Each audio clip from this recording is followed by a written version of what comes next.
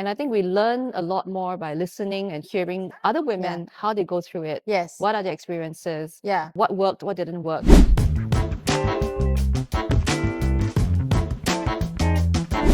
So welcome everybody to What's Up Your Prosperity podcast. Today, a very special guest with me. I have Sharon Sim from Purpose Venture Capital. I'll let her introduce herself. Thank you so much, by the way, for joining us today. Thank you so much, Liz, for having me. I'm very excited to be on this podcast. Yeah. A quick introduction of myself. I'm Singapore born, right? I'm an author. Yeah. I'm also a finance person. I've Yeah. been in finance for the past 25 years and more. Wow. Largely in investment banking and then also right now in wealth management and family offices. So I'm very happy to be here to share my story. So how did you get into finance? I got into finance because of my mother. She's actually a stockbroker, a remisier. Wow, that must be really stressful for her. It was in the 80s. in the early 80s, Yeah. mid-80s. So she started her career as a junior stockbroker. And I think if you recall back in those days, the stock market was just liberating. Yeah. Asia was growing. Singapore was one of the Asian tigers at that point in time. So it was exciting, right? And I could hear her talking about this, about her work, about stock market over dinner with family. So it's quite natural for me to kind of hear those stories right, from her. And I think I was fairly inspired because it's really cool. I have little understanding when I was younger, but as I grew older, then I realized that what she's doing is affecting real life, right? Because when you invest in something that is, I guess, a bit more volatile, like equity markets, you see the ups and downs. And I also hear stories of clients losing money and also making a lot of money. Yes. So it cuts both ways. Yes. So for me, the stories about money from the early days were, exciting because I hear it from my mother. But at the same time, they also come with a bit of a cautionary tale, right? If you don't know what you're doing, you can really lose, your savings and it would definitely affect your family. Yeah. How would you say that affected your outlook, in terms of how you look at money and how you grew up? So I guess I was always curious about, okay, what are those stories that she tells me about? I'm curious about how companies make money, how they grow the business, how people actually trade, stocks in the market. Yes. So for me, it was a curiosity, like, how does this happen? And then for me, it was very naturally, I want to do more of my research into it. So I read up.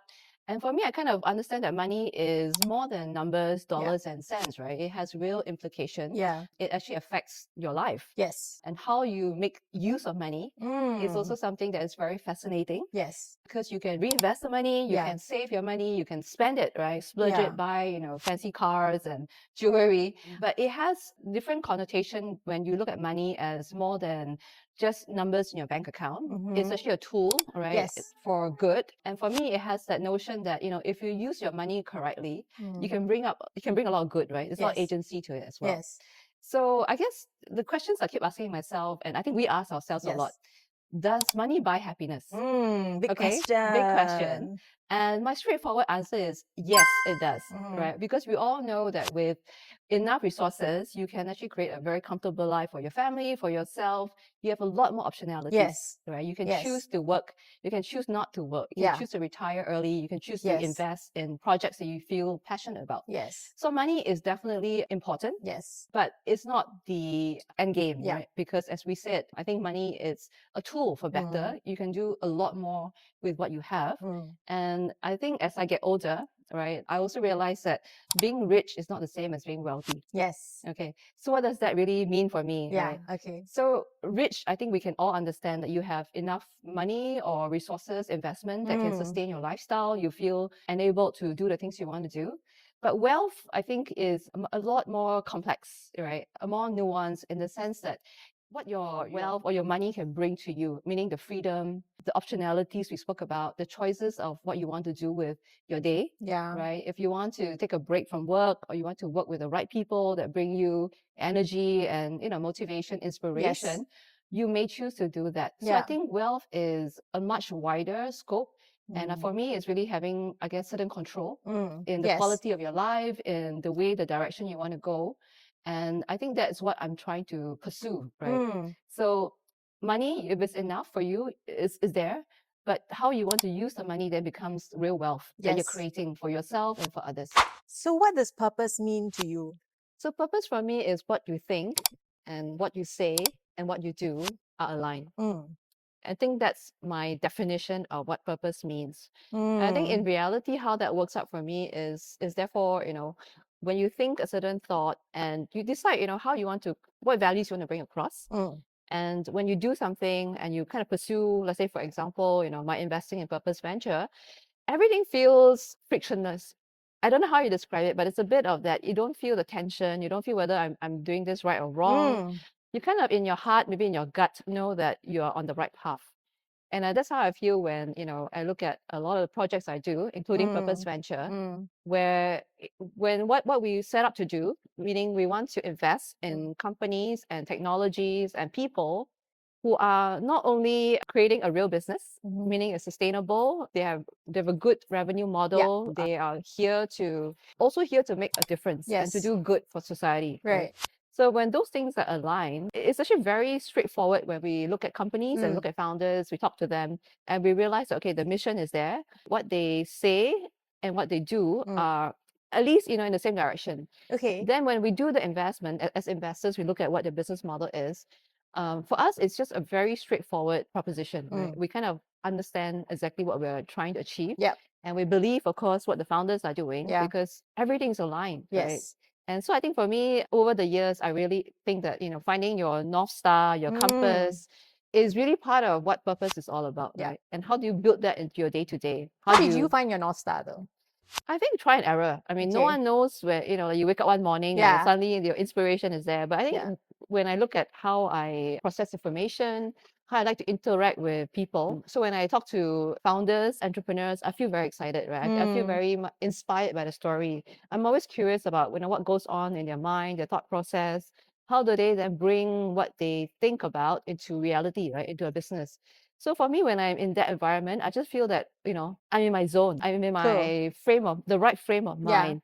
And so I think that's also a bit of the alignment. And then when I do that, I find that, okay, maybe this is the purpose of it.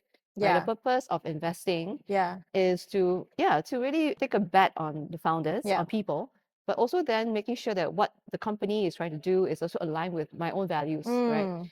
And what happens, I think, is a very natural process. Was there a defining moment where you realized, this is how you wanted to use money as a tool to impact your greater community? Was there like an experience, a story there, a defining moment? I guess I can share the moment where Purpose Venture Capital was born, right? It's a COVID baby. Oh, okay. Yeah, because I think I've always done my own personal investing, right? Done a lot of, I guess, startups, fintech, some of them is sustainability, but there was no structure to it. So when COVID hit all of us, time at home, right, to process and think through. And I think for me, it's actually during that period of time where you kind of think about, okay, what am I trying to do with investing? Of course, to make money, but there could be more to it, right? Yeah. I mean, what's the end game? Yes. And I have kids, I have two children. What kind of world do I want to leave for them? Right? What kind of environment do I want them to thrive in? So I kind of put all that together. And when COVID was receding and we were allowed to go out and meet friends again, the stars just aligned because I met my co-founder, Cool. Von Leong. And also we kind of met up and we talked about, okay, what do you want to do with our lives? And also what's the purpose of us being around? So it was actually over a very casual lunch at Dempsey. And then we kind of said, okay, this is it, right? And it was really as simple as that. Yeah. Having a conversation, aligning a few, big roadmaps you want to achieve for Purpose Venture. And that was how it was born, right? Okay. So literally it's very organic. Yes. And back to my point where you find it in your element, where things are what you're hoping to achieve and what you feel in your heart is true, matches, then it becomes very frictionless. Yes, right? very easy. Very easy. And it was just, okay, let's do this. We have no idea how to create venture capital firm, but eventually we did it, right? Okay. So it's kind of very organic. And I feel that when you find the right people, the right mission, capital can be deployed very Yes. thoughtfully. Yes. And so that was my real agenda because, as you said, what is money? Is it a tool? How do you want to use it? And I think capital is very powerful, right? Money can really make a lot of things happen and put things in reality. Yes, true. So I therefore want to think about every dollar I'm investing in, it has to create more impact, right? As much impact as possible. Yeah. So it's not just about my financial returns, then it's become like, how do I support really good people who want to achieve their mission? And what is this mission, right? Is it to help poverty, to help the climate? So I think all these things, once they align, it becomes very natural to me. So moving from Purpose Venture Capital, right? And then you wrote this book, Why Women Don't Talk Money. I think it's such a interesting topic and really, I think, thought-provoking, because I think as women, not all of us have, are financially savvy or taught financial literacy. It's something that we have had to learn along the way, stumble, fall down, and then figure out along the way. And it's not something that we've grown up with. It's more like guys are the ones who are managing all these things, right? So tell us your inspiration. Can I say this? I think even women who are in finance themselves or working in the financial industry, we don't have the kind of language, right, that guys would have, for example, to have a conversation around money and investing. Really? So Really, I find this is why I think the inspiration and the drive to write this book really is because me and my co-author, Serena Wong, we kind of wondered and, thought and asked ourselves, why are there not more conversations, right, around money, especially with girlfriends and women that we know. And I think that got us really thinking that we need help ourselves, right? I need to also understand where are my blind spots, right? Where am I not really getting about maybe managing my own finances? Yeah. And I want to hear stories from other women as well. Okay. So the genesis of the book is really we want to have conversations with women, real women, also, and then unpacking what are their relationships with money. Because money is, as we said, not just dollar and cents, it's not just a mere tool. We can use money as capital for good as well. But then again, why are we, all of us, women and men, doing more of that, right? So a lot of times we realize that it's how we process this notion about money and what we think about investing, about saving, doing all the right things, but we are not actively engaging ourselves in it. So this conversation with women is, for me, it's myself, very inspirational because you hear stories from, 24 women, including the two of us, the two co-authors, about our journey with money. It's really very personal. Everybody has a history. We are told certain things when we're growing up. Girls should be, shouldn't ask so many questions about money. It's very materialistic to talk about things like that. We never reveal how much we have, our salary. So I think we have a lot of, I guess, baggage around what can be said and what cannot be said. So this book, by the name, you can tell, is quite provocative. Yes, we it want is. to ask this question very directly. Why are we not doing more as women to help ourselves? And I think we learn a lot more by listening and hearing other women, how they go through it. What are their experiences? What worked, what didn't work? And then we can then distill it for ourselves, right? Say, this is exactly why I am, or you're so different from me, this is not me.